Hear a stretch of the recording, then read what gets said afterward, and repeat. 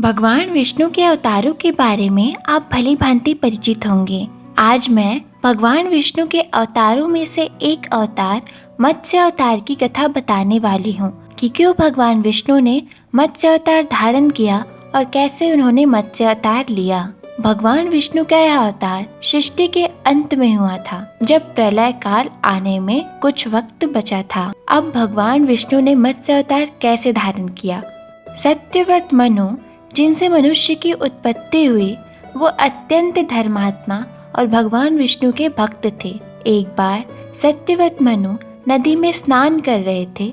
स्नान के पश्चात तर्पण के लिए अंजलि में जब उन्होंने जल लिया तो उनकी अंजलि में जल के साथ एक छोटी सी मछली आ गई। सत्यव्रत मनु ने मछली को जल में वापस छोड़ दिया। मछली बोली, राजन, जल के बड़े बड़े जीव छोटे छोटे जीवों को मारकर खा जाते हैं।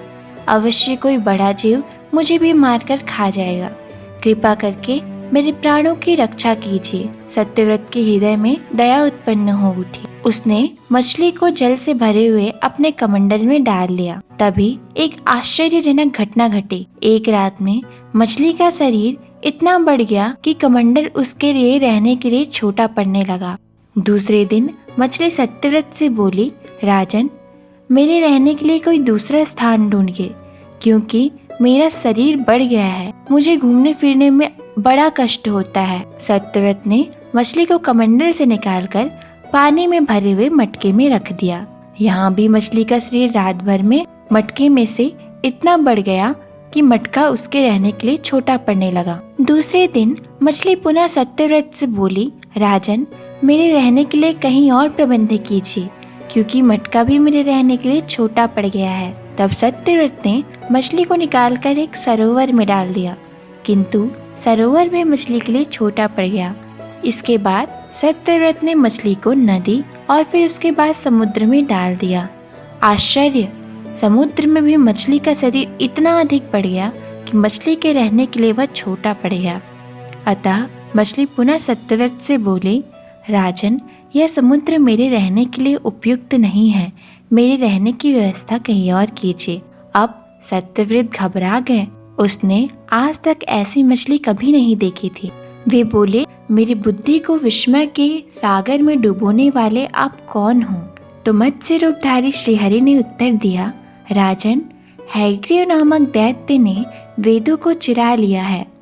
जगत में चारों ओर अज्ञान और धर्म का अंधकार फैला हुआ है। मैंने हैग्रीव को मारने के लिए मत्स्य का रूप धारण किया है।